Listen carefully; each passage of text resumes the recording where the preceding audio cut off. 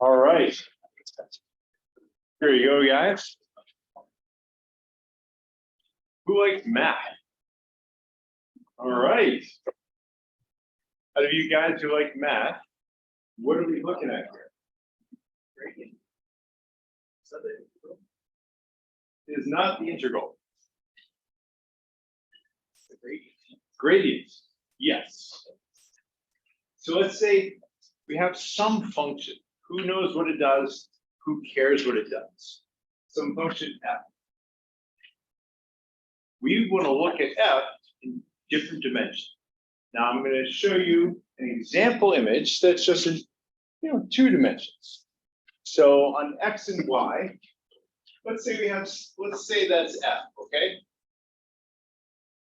And the p refers to actually a bunch of coordinates. We're only looking at 2, x and y we can call them. We can call them x1 and x2. But let's imagine that maybe it goes up to x 1,000, okay? Maybe we have 1,000 input variables. But then there's that one output, which is the value, the height above the plane, okay? The gradient is represented by those blue arrows.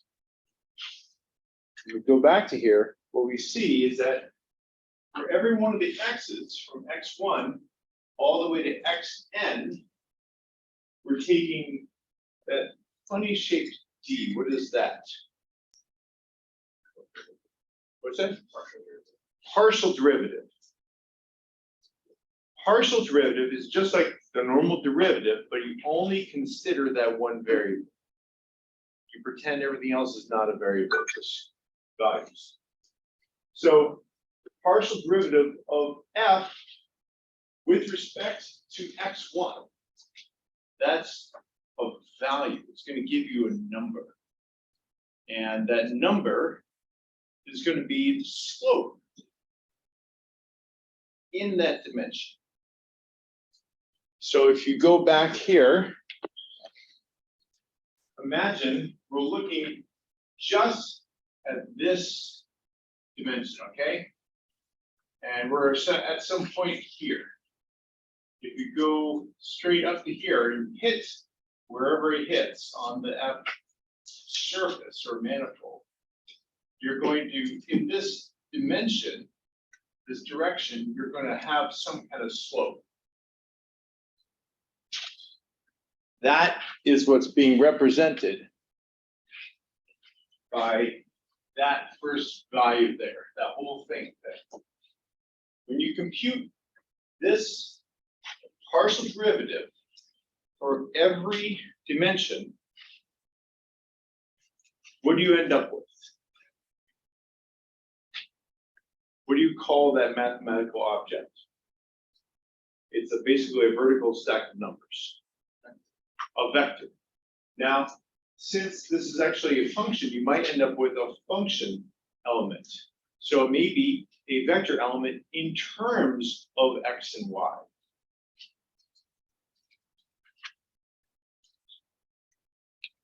As we can see here, the value is not the same everywhere, right? So the value of that values in that vector are being displayed here. And what you find is that when you get out here, the values are very low. The slope is very low, right? But in here, the values are much higher, and the slope is much steeper. Wherever that slope is steep, that's where the values are high and those vectors are longer. If you were climbing a mountain in the dark and you wanted to reach the peak and you knew there's only one peak, how would the gradient help? You'd want to go where it's the steepest. Yeah, it would show you the quickest path to get to the summit, right? This actually happened to me. First time I climbed Mount Washington, I didn't know much about Mount Washington, and once you get above the tree line, there's no path anymore, and I didn't know what to do. And I looked over to the left, and there was a pile of rocks. I was like, oh no, someone died there. I'm not going that way. Turns out that was the path marker. Those were cairns that I didn't know. But I ended up getting to the summit because I just followed the gradients. I just went wherever it was steepest and I got there. All right, we're gonna get back to the gradient later. Let that lock into your minds. Now let's talk about general things. Remember, in your notebook for homework, always put your name near the top. Okay, for depth or breadth first, or even best first, why did that hash function make sense? We talked about some difficulties maybe, but why do you really want that hash function? This does have to do with your homework. You can write down. What does that hash function help you do? Keeps track of the previous states and things. Yes. That would be very important for your homework. Okay. Now, one of the things I want to see in this homework is how much better was A star than random. We're about to review A star. Don't worry. But in your homework, I want to see, this is how many steps it took to do it with random. And this is how much better it was to do with A star. You can even try out A star with different heuristics and see how much better it is. Now remember, if you get lucky with your initial state, then it may take very few steps. In order to know you're not just getting lucky, what do you do? Yes, you try a bunch of trials and average. Okay, some of you would write the game state like that. Now that's perfect for making the hash key, but that's not easy for my eyes. So I prefer you do it like the ways we talked about last week, where I can see actual stacks of blocks, whether it's horizontal or vertical, it doesn't matter. Okay, I believe that 9 will be doable for all of you, A star. It should be much more efficient. You're not going to run out of memory or time. That is my belief. You can prove me wrong, but I believe it will work. Okay, this time, instead of seeing a bunch of game states in the middle, I want to see the first 10 game states and the last 10 game states.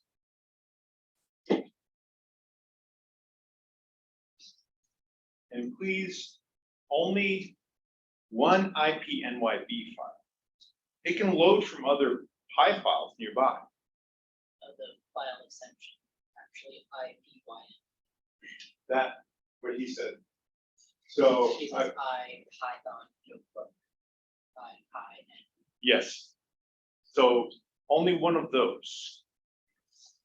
Some people had 2 of them, and I didn't know which one they were actually submitting. One of them was maybe a trial, and the other one was the real one, but it sometimes wasn't clear. And please, in your old homeworks, if you have any big file in there bigger than 10 megabytes, just delete it now. If I've already graded it, obviously. And I asked for about 100 moves, and some of you put multiple gigabytes of output. And I applaud the enthusiasm, but that is my personal Google Drive that I'm paying for, so please remove those files now. Okay, now we're going to look at the cannonball run through the eyes of A star. With A star, there are some things you need to keep track of. You need to keep track. First of all, you need a heuristic, right? But you also need to keep track of how much cost you've already expended to get somewhere. So we have an H of n, n being some node, okay? And this h of n is your heuristic. We've talked a lot about heuristics. Now, an admissible heuristic is what A star is designed for and proven for. And admissible means, so you go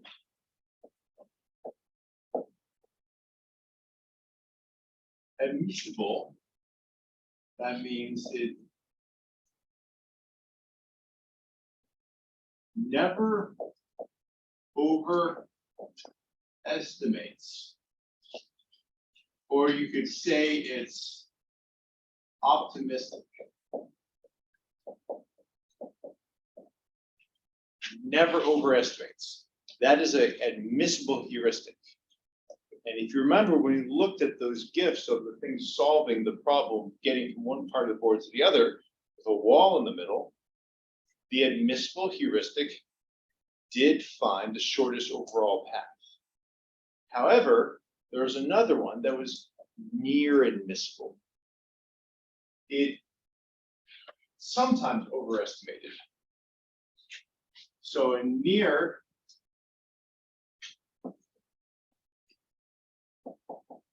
admissible, when it overestimates within some epsilon. That's kind of what you're aiming for if you do that. But near admissible is fine too. When you say overestimates, you mean identifies a path as the best one, or the heuristic is like choosing a path? Gives you a number. So let's pretend I'm trying to get to the corner over there. And my heuristic says it's going to be 20 steps. If my admissible is heuristic, it's definitely going to be 20 or less steps. Never overestimates. But No, 20 or more steps. the It's heuristic doesn't necessarily need to estimate how many steps are left, right? It's just a number that gets bigger as you get farther away. yes, but the thing is, we actually, to use it within A star, you have to, if you're going to use some function that goes higher in different situations, you have to normalize and bring it back down. And we'll talk about it more in a minute in the context of miles driven. Your homework is going to do this in the context of moves taken. Cost actually has to have units. Think about it as units. Here we're going to talk about miles, but your units are moves taken. And those heuristics that we came up with, they had the nice feature of directing you in the right direction, right? But they were a bit higher than the actual number of moves you had to take. So that was one thing that wasn't quite right about those heuristics. Let's talk about this example first, and then we'll bring it back to Blockshore. Just heuristic that is overestimating would choose potentially a path that is fast. Yes, but it may get them faster, fewer computations. So in that GIF we saw, the admissible heuristic found the very best answer, but it took a long time to find that answer. Whereas the near admissible heuristic found a good enough answer and found it much faster. Okay, now let's dive into this. Let's pretend we're just going to choose a branching factor of 3. So for every node, you have 3 directions you can go. We're trying to get from New York to LA, Cannonball Run. Now, to expand a node, we have to actually drive down the first part of each way. We have to actually visit those nodes. Now, with a car, A star does not make sense, because then you have to drive back to sun. But with computation, you can just restart yourself. So it does make sense. So what we do is from our starting point, that is our current only point that we know of. And it is explored, but not yet expanded. Once we go to all three places that are next on the list, then it is expanded. And from those three places or nodes, we compute the heuristic. We're going to simplify this and just show it as dots, okay? When we start out, you've got two things. You got G and H. H is our heuristic. G of n, cost so far. The actual cost paid.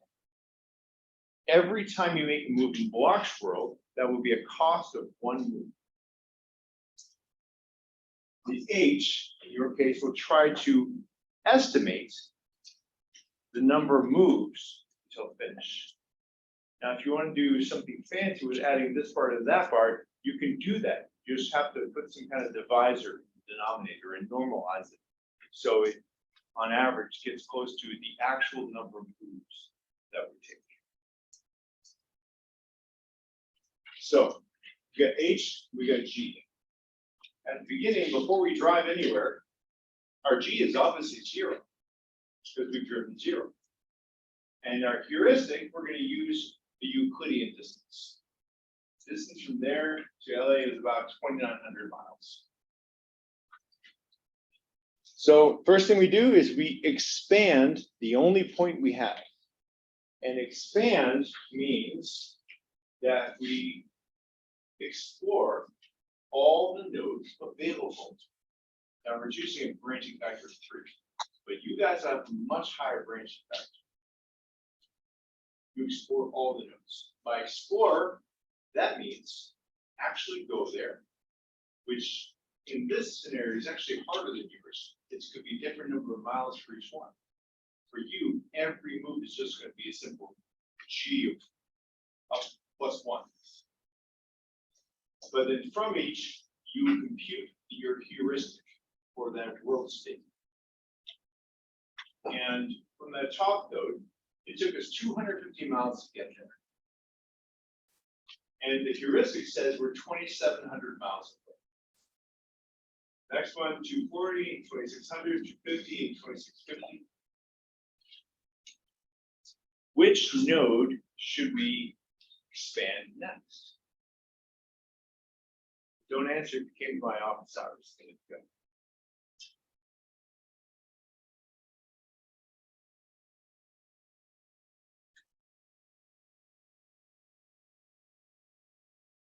Would it be the middle one because we have the least cost and it's gone the most distance? Yes. So you always choose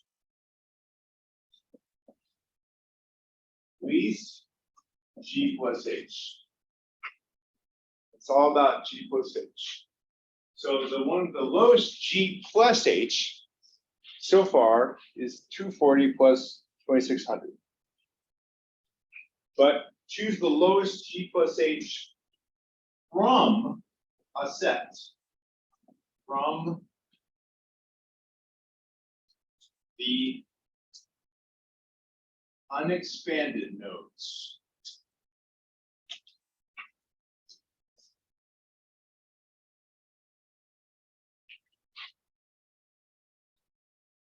But you showed us versions on the star that there was like ready to the wall, but the wall not necessarily is.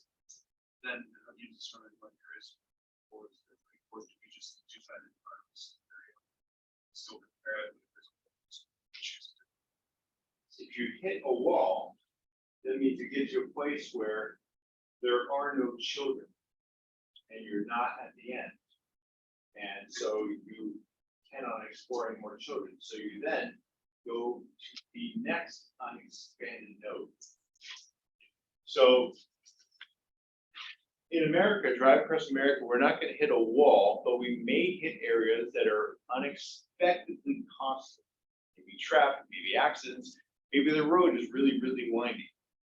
How many of you have driven to Mount Rainier? it takes a lot longer than it looks like it should on the map. Does like an extra 2 hours, just because the roads are winding as happening. Okay, so we are out of the unexpanded nodes, that one, 240, 2600 is the best, has the lowest G plus H. So we expand that and we get these. Does everybody follow this so far? What this means that from here to here, the G goes up goes up to 850. That 850 represents the cost so far on the whole path. So if you got there through a different path, you might have a different G. The H would still be the same.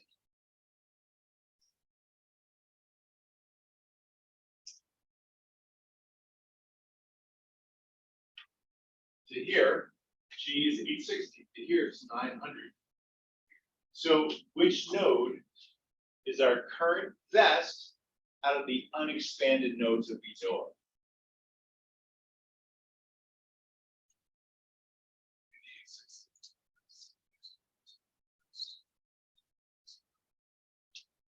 Yeah, because the G plus the H is still the lowest. And that's what we're going to do. And then we expand that one. Now, let's pretend it didn't quite turn out this way. Let's pretend that actually to get here from there, it costs 500 more on each of these.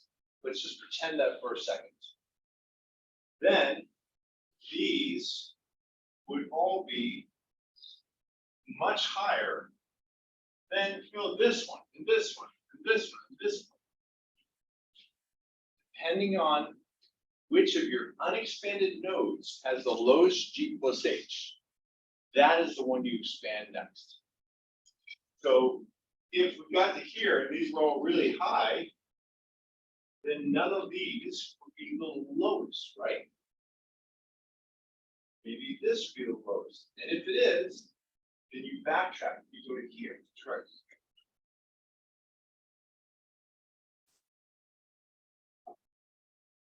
So you're keeping track of this set, the unexpanded nodes. You have G, you have an H, and you're always adding them together for every node. Now, if you have to backtrack, go to here, and this wants to bring you over here to a game state you've already been to, you actually could do that. That's fine. What's going on this way is that you're coming on a different path. And what you'll find some different G, but the H will be the same. If it just so happens that your new G is low enough, that G plus H for that node is now the best of your unexpanded nodes. That is now your new starting point.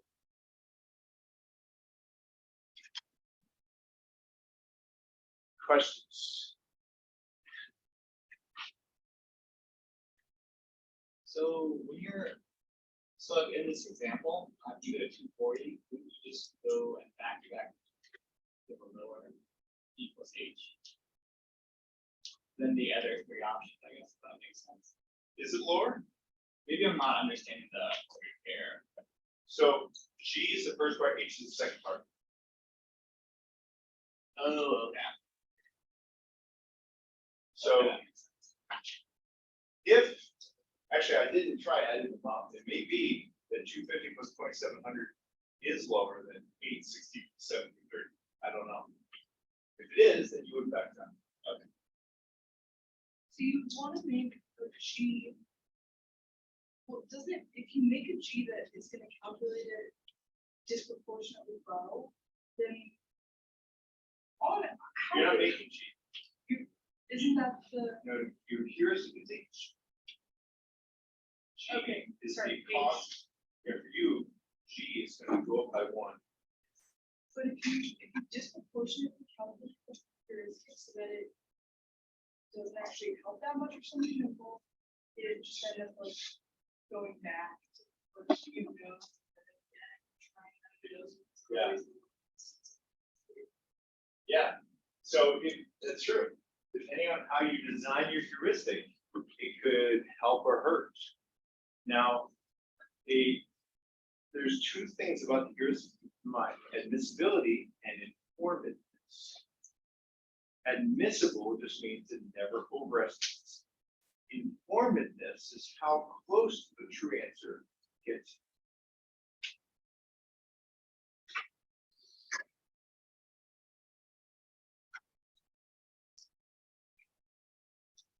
So this kind of like, I'm gonna push the name, but like, Dijkstra's algorithm, of like finding the It is distance, like Dijkstra's algorithm. like Dijkstra's different.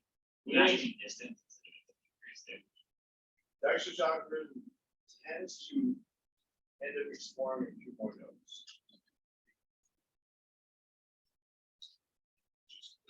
Distance from one to another instead of distance from the end. Well, Dijkstra's algorithm, you can have different numbers.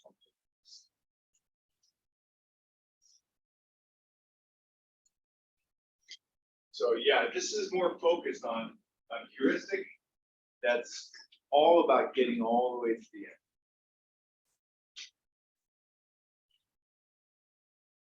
Now, they are both guaranteed to find the same answer. Dijkstra's and A-star. I like A-star a lot better. I mean, it does explore fewer nodes on average. But also, playing with that idea of having a nearest, you can get closer to the true value by allowing a little bit of flexibility there. And sometimes you guess things that are overestimated, but you're not far off. So those heuristics you came up with in class and you're moving around here, those are great. Now, if they seem like they're going to give more than the number of moves actually needed to get there, you just divide it by a certain number. Bring it down to something that's approximate. And maybe it overestimates sometimes. So what? You don't have to find the best answer. You just have to find an answer. And finding it in fewer computations is actually, I think, more important than finding the shortest actual path. So good enough to answer faster time. What we're going. Okay. What do you think your branching factor is going to be for Block's world? Also news from each game state. Yeah. Possible new game states from each game state. How many?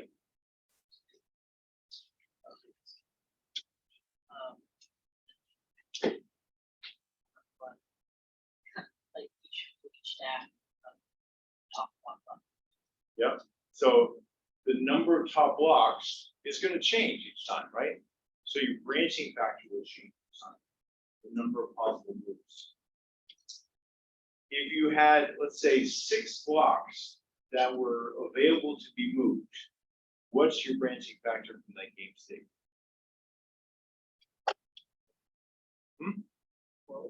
Nope. We're going to be able to move them as far as you want to.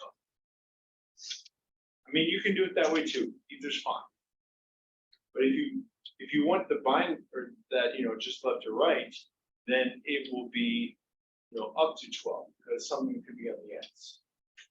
But if you want to be able to move block from where it is to any other position, you can do that as well. That will be 8 times 6. So from a typical game state, you might have 48 possible game states to explore. So what you do, you start off wherever you start off, and you explore all 48 game states. Would you rather us do the only move one space or? No preference. Rather than say like, only put a block on top of the space that already has a block. I think you might never find a solution to that. But what if there's something on the one, or what if you start out with them all in one row? But, oh, that's true. They all start in one row with disorders will never move. But you could do something like that if you wanted. So if you have to track all unexpected nodes, would it make sense to do that? It's like, but there has to be a way to track the scores that they each got from CPSC and or that from CPSC. Yes, and if I were you, I would use a Python dict. But what if two unexpected nodes get the same score? Randomly choose one. Okay. Oh. Yeah. Yeah. If they give the exact same score, randomly choose one. And eventually you will find that one path is not as good as some previous one, or maybe you won't. If there's a tie, doesn't matter. All you got to do is find an answer.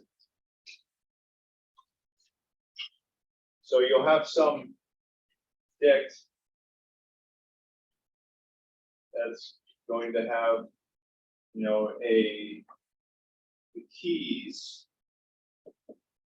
will be the hash of the game state, right? And the value will be your G and your H.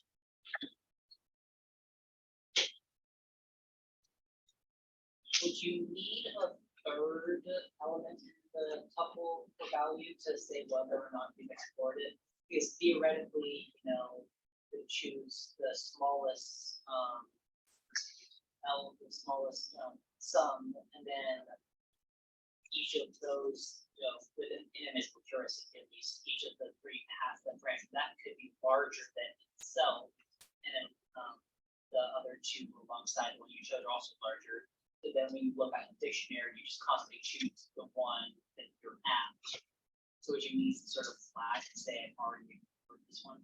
Well, let's talk about explored versus expanded. Okay. So if we go back up here, the first node is explored because that's where we start off. It's not yet expanded. Now it's expanded. That middle node in the first row is explored. We know it exists, so we can put it in this dict, but we have not yet expanded it. So now we expand it. Then we can actually just remove it from the dict. So we're never again, you just remove it from the dict. So you removed 0, 2900 from the Yes, okay, we're never again going to need to go there. because you've already seen where it leads. Yeah. So you just shoot the smallest from all the states you haven't. Yeah. Every time we expand a node, we export all its children and then we wipe it off our dict. Specifically for blocks world, if we're hashing just a cheapest stage value, would you not also need to save the game state to have the same stage value? Well, hopefully your game state is in that hash. That hash is just a string of a long version of your game state.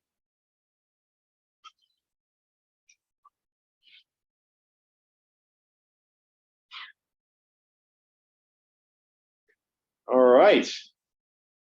No more questions about this?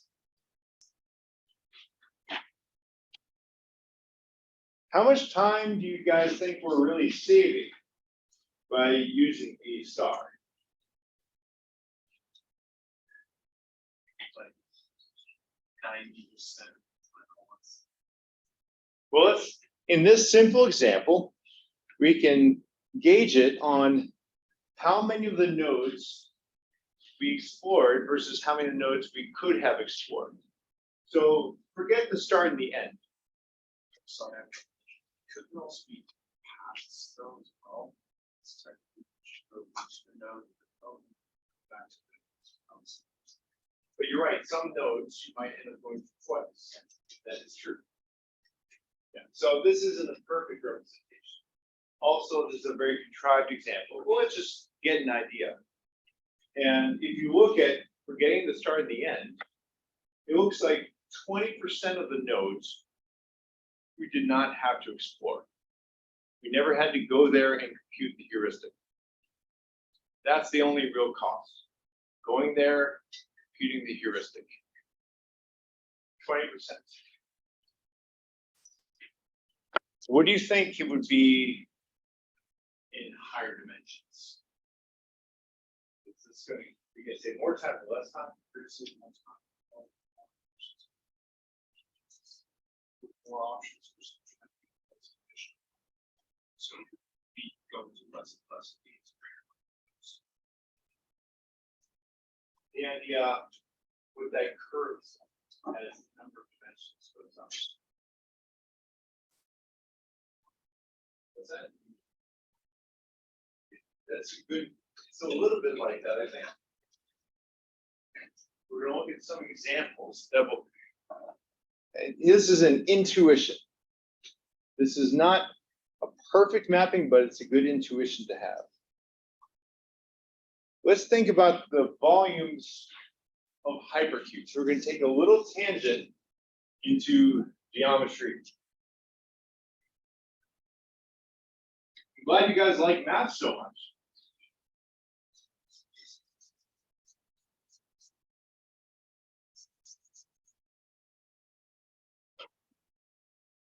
So let's say we have a unit circle. So R equals 1. And then we have a square perfectly circumscribed about it, right? Imagine it's perfect. What is the volume of that square?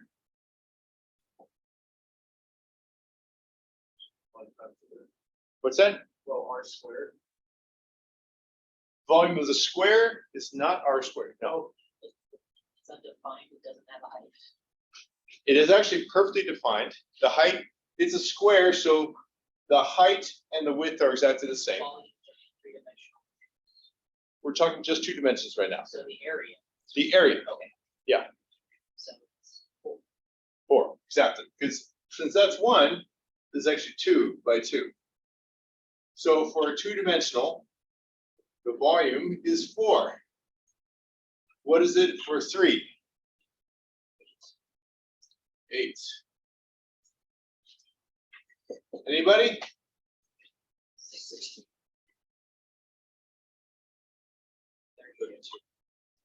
And so on and so on. Okay. We see a very sharp tick up.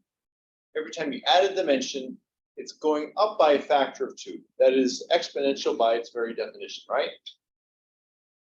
What do you think we're going to see with hypervolumes of the spheres?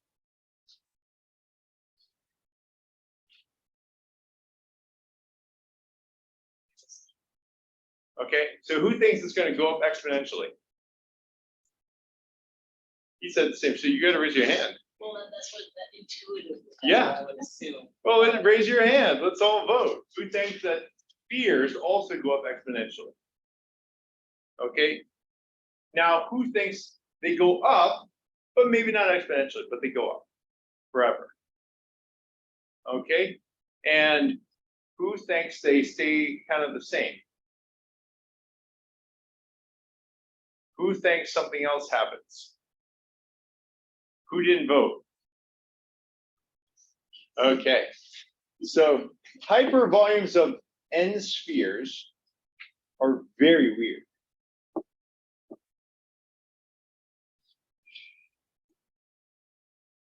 Come on, you can do this. Okay. This will work probably on, maybe it's a Windows thing, who knows? It's a Wikipedia thing. I have a screenshot here. Okay. So the volume is this pink thing.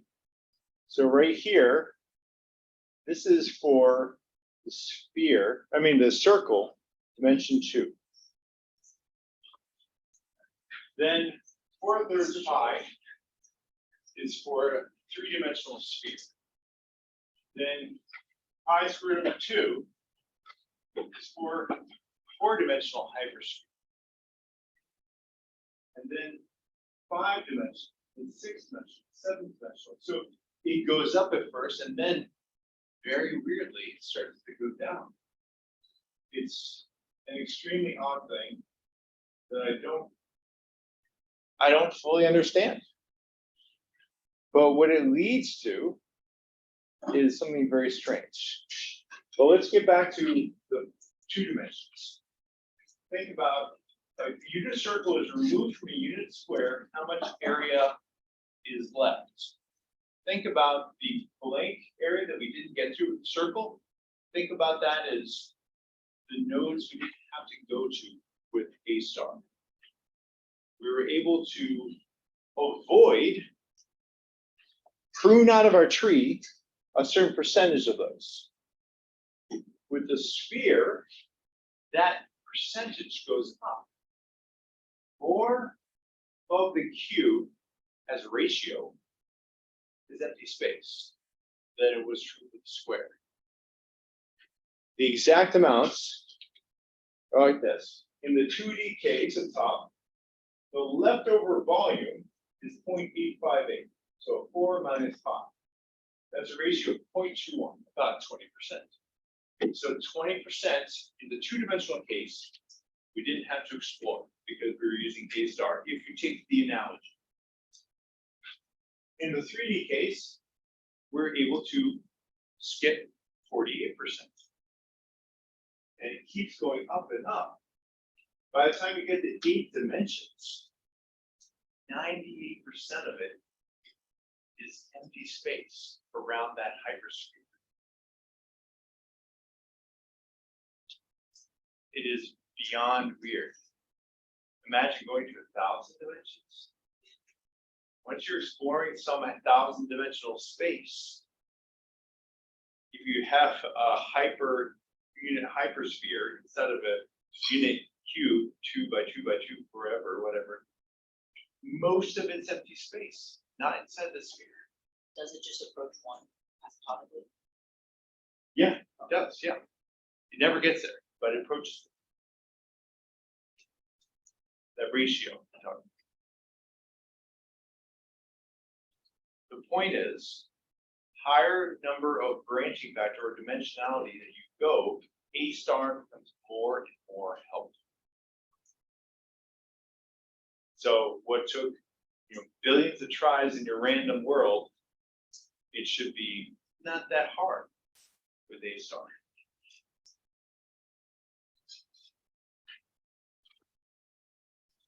And when you guys come back to these slides, click on the links and look at the Wikipedia pages involved. They're quite fun. In practice and industry and whatnot, is there a preferred number of dimensions to stop that? If 8 is already in 0.98, why would you spend the resources to 1,000? Okay, so there's something called the curse of dimensionality in machine learning. We encounter it all the time. And what it ends up, the short answer is that everything in machine learning is actually extrapolation. There is no interpolation. We're going to have to talk about this once we lay the groundwork for neural networks. But even though you have these crazy curses and crazy weirdness, it's still, we can use neural networks for thousands of dimensions to get to an answer that we can't get to with pure dimensions. We don't totally know why yet. But if you are doing a neural model of language and you have 500 dimensions for each word vector, that works great. If you use like 3 or 4, it doesn't work that well.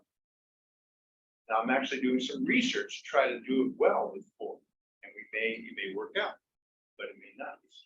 For now, 500 dimensions works great. Throw it in the GPU and let it compute. We know there's a lot of waste in there, but it works.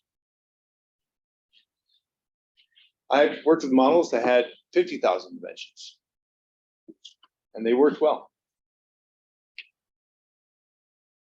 So in higher dimensions, we are saving a lot of time with A star. Okay, now back to more math. Y equals mx plus b. We all know and love this simple equation.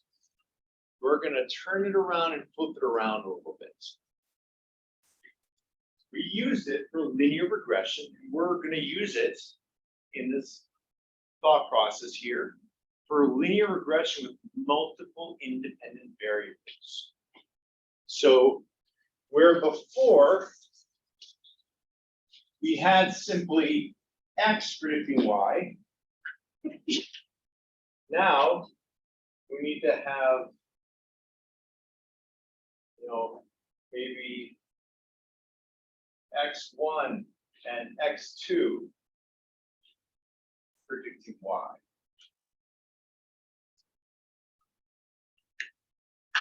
So instead of one line, you could think about it as a plane, right?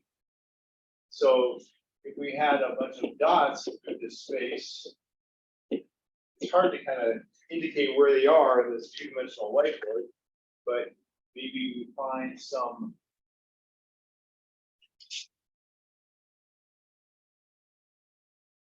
plane through the space that is the best fit with those dots. Everybody get the analogy? All right, now let's slowly move up. We're actually moved from the top to the bottom. So putting two letters next to each other, it's just multiplication. We're going to flip the direction of X and M because we're going to move eventually from numbers to matrices, and order really matters with matrices vectors. So let's call it Y equals XM plus B. Now, let's actually add in something called X0. And X0 is always 1. It's always the value number 1, never changes. But this is going to help our math. Later, it's going to simplify representation. So now I have Y equals X1M plus X0B. Still the same equation, right? Any questions?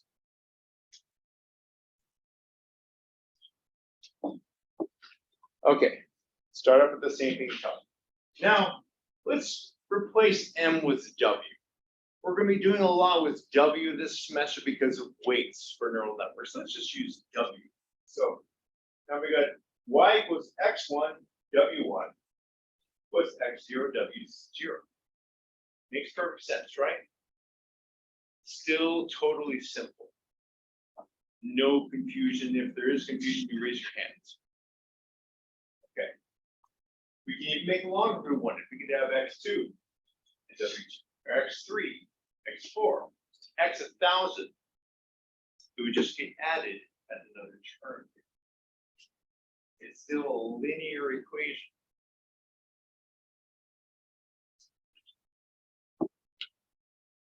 Okay. Now we're going to take our X1, W1, X0, W0, and we're going to represent it as vectors and matrices. We're going to change it to simply Y equals XW. Much more simple. Now let's pretend that let's pretend we only had 3 dots, okay?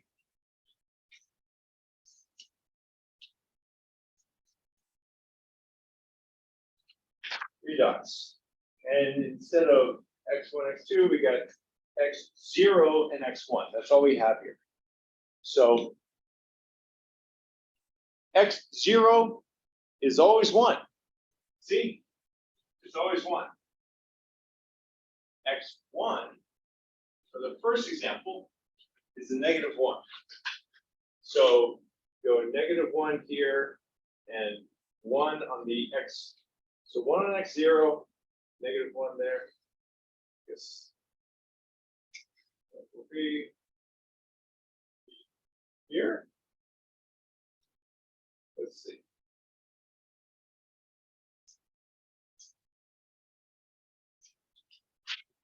Yeah. We got that point. We got 1, 1. So 1, 1. And 1, 2. 1, 2. So we got those 3 points. And then the actual y for those is, for that first one, the -2. So it's down here. And then next one's 0. And maybe that's right on it. And next one's a 3.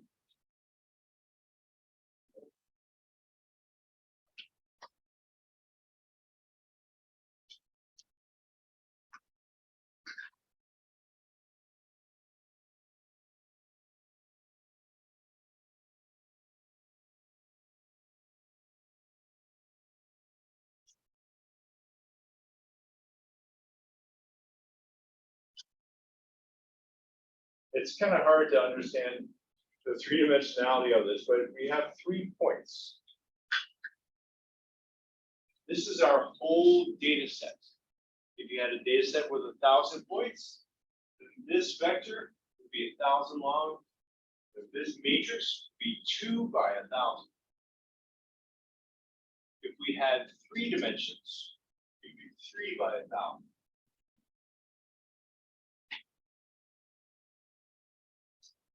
What is this exactly?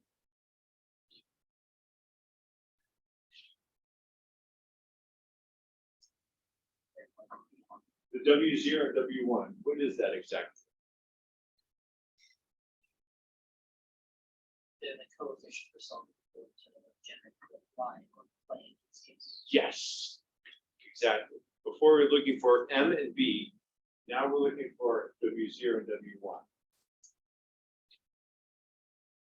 Now, when you have y equals mx plus b, if you have a plane that's like 2 lines, right? So there'd be 2 b's and 2 m's. Somehow 2 numbers is still enough to handle this here. I think it goes up one each time after that. But this is the simplest way to look at this. If we added another dimension, we would have W0, W1, and W2.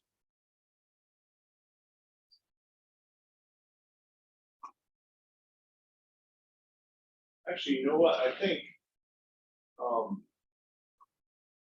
this is actually simpler than that. This up here is not the 3-dimensional thing you see here. This, I think it made me say, this is just 2 dimensions. So you have this is your x. No, that's why I had it right. Okay, never mind. Okay. So let's level set here a little bit. It's a little confusing. Yes. Yeah, so this case, you're solving for W0, W1. W0 always multiplied by x0, which is 1. So you're generating y equals mx plus b, where m equals W1 0, right? In this case. Yes, I believe so. So then aren't you generating 2-dimensional regression?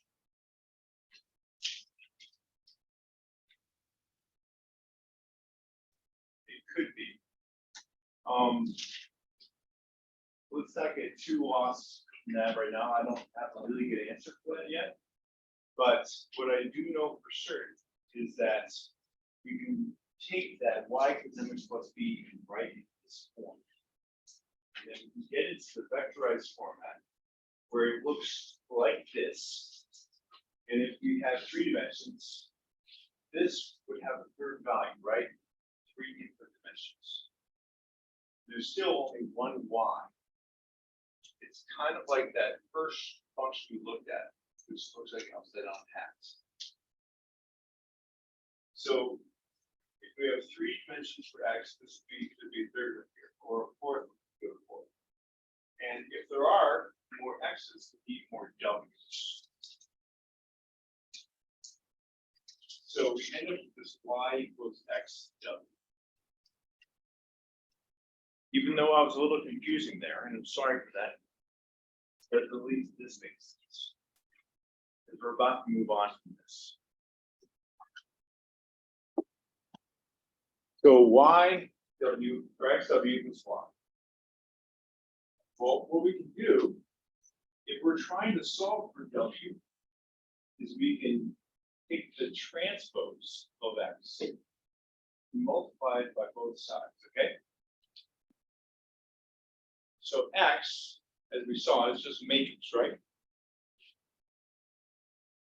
Take the transpose of that matrix and multiply it by both sides. Well, one thing that happens when we do that, we end up with x transpose x, which is something that we know there will be an inverse for it. If there's an inverse for it, what does that mean to have an inverse of a matrix? Right? So, hold on. You multiply normal matrix by the inverse, you get it. Yes. Another way to say it is a matrix operates in something, it changes. When you have inverse of the matrix and use that instead, it undoes whatever you did. So a matrix does something, the inverse of the matrix undoes that thing. When you do very simple algebra, if you're just doing multiplication and you have a, b equals c, you could multiply this side by what we call a to the negative 1, right? Multiply both sides by a to the negative 1 in the sense of 1 over a, right? That would make these cancel out. Well, thinking in matrices instead of just numbers, scalars, let's take that idea of negative 1 actually to mean the inverse matrix. So if we have this thing, x transpose x, that we believe has an inverse because of its shape, because of certain qualities about it, and we have this on the other side too, we can multiply both sides by the inverse. So if we take the inverse of this, whatever that is, multiply it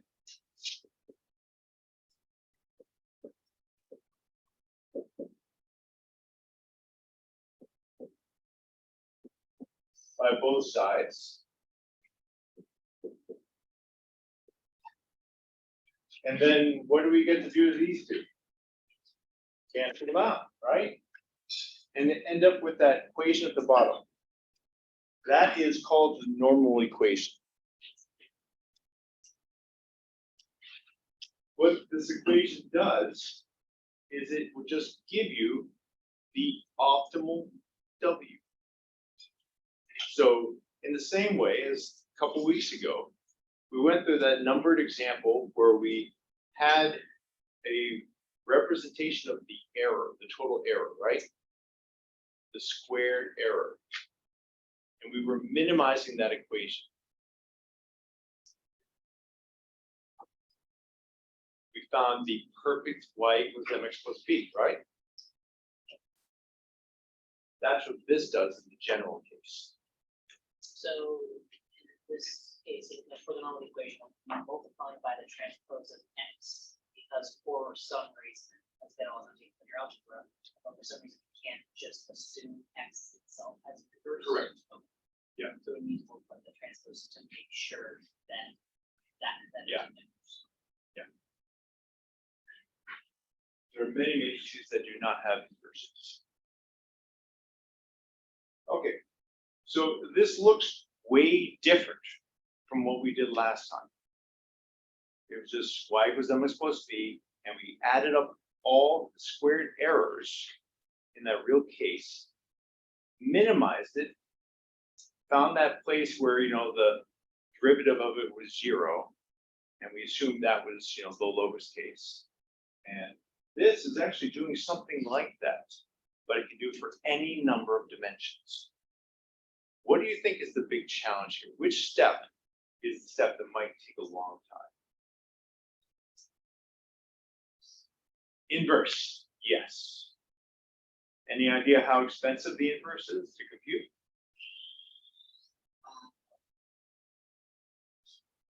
Yeah, cubed. Yeah. So that can make this very hard to compute. So if you're dealing with thousands of dimensions, this is intractable. This is not a good way to do it. Is this how computers would solve these sets of equations? Typically, this is how they would find the optimal solution, the optimal W. And the optimal W, if it's just W0 and W1, you know, I guess that's certain dimensionality, but you add up every W. So maybe n dimensions, maybe you have, you know, n minus 1 W's.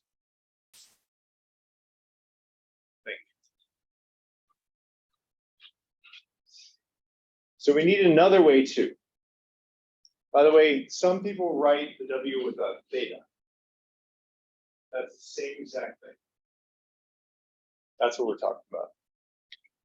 Okay, so here's the other way to solve this kind of thing. Gradient descent. Why do you think you'd want to use this instead of the mathematical perfect answer we just looked at? Close enough and it's what? Much faster. Yeah, close enough and it's faster, usually.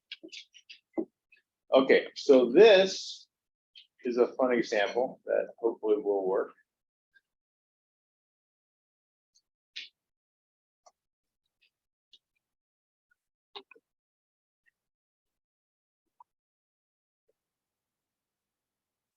This is using gradient descent to fit a line to points.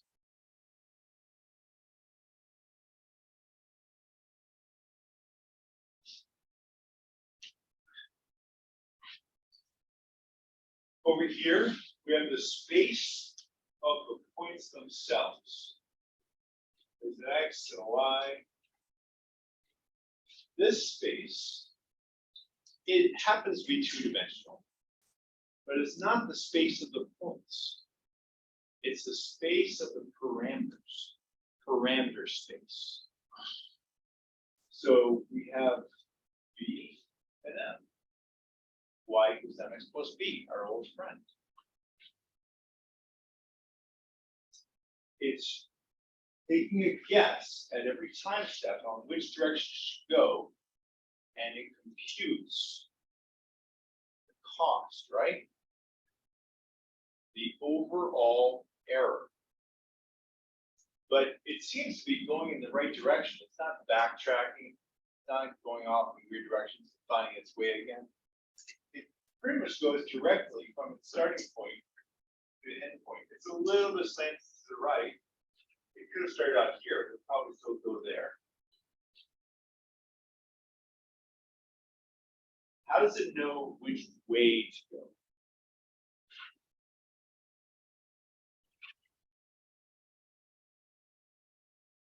What do you think it's looking at?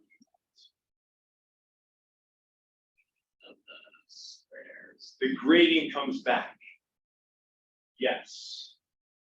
Gradient tells it which way to go.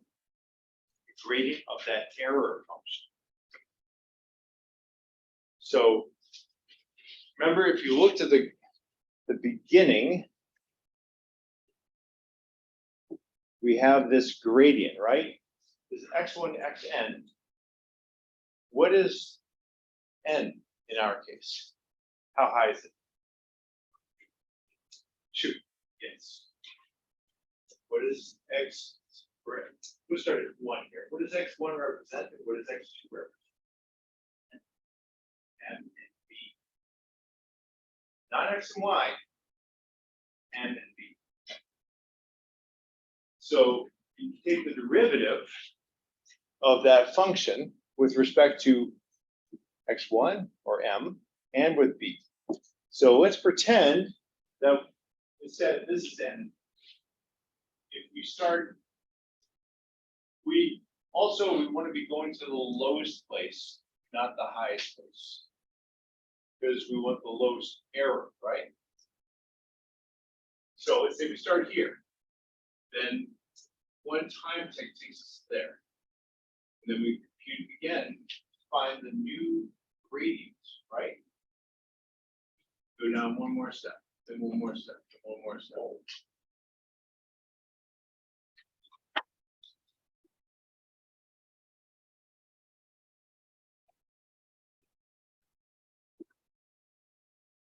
What are some of the problems that can happen?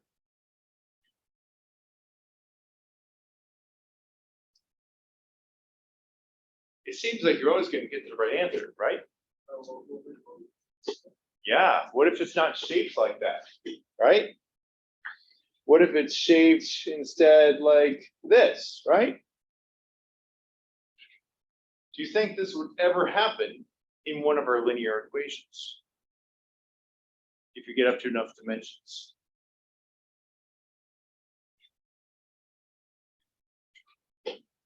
Don't worry, it won't. Linear equations will look like this, or that, or however many dimensions. There will be an optimal answer. And we know there is an optimal answer. We know we can analytically find it with the normal equation, right? The normal equation will represent the very bottom of this hull. We call it a convex hull, the word convex from geometry. And the point is finding the lowest error. Now, when you're doing this, it's a little different than the mathematical perfect one we saw. What if your convex hull is very squished, like this?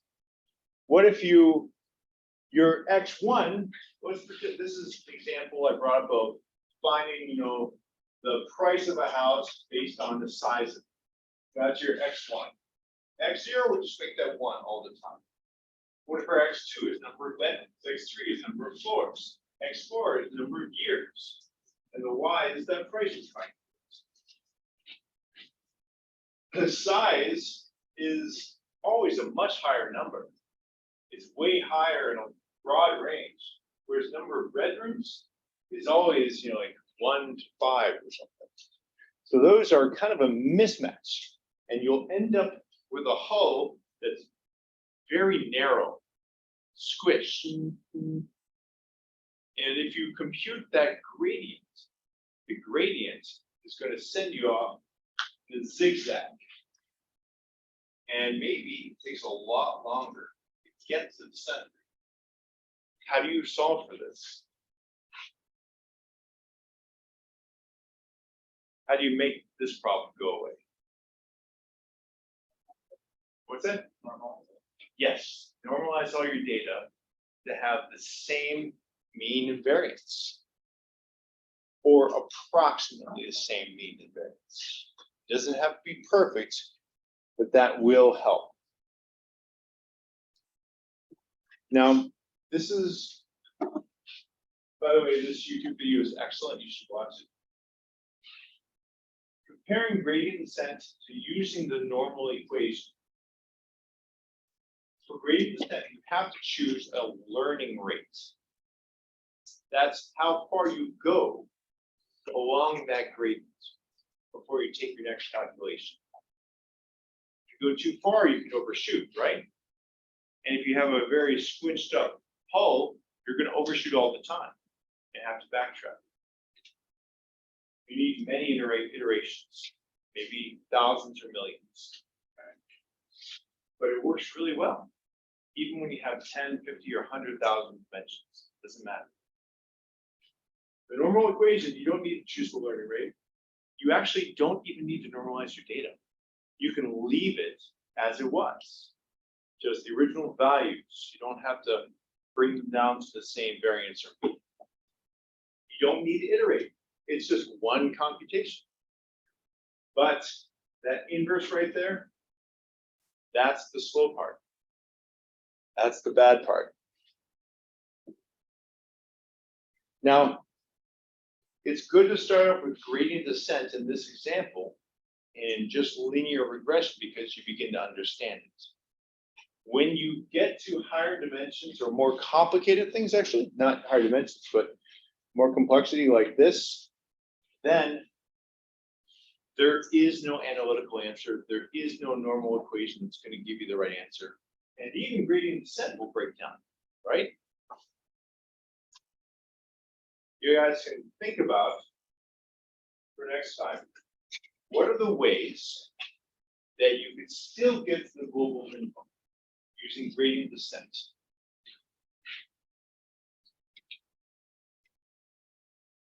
How do you make sure you get to the best answer and not get trapped somewhere?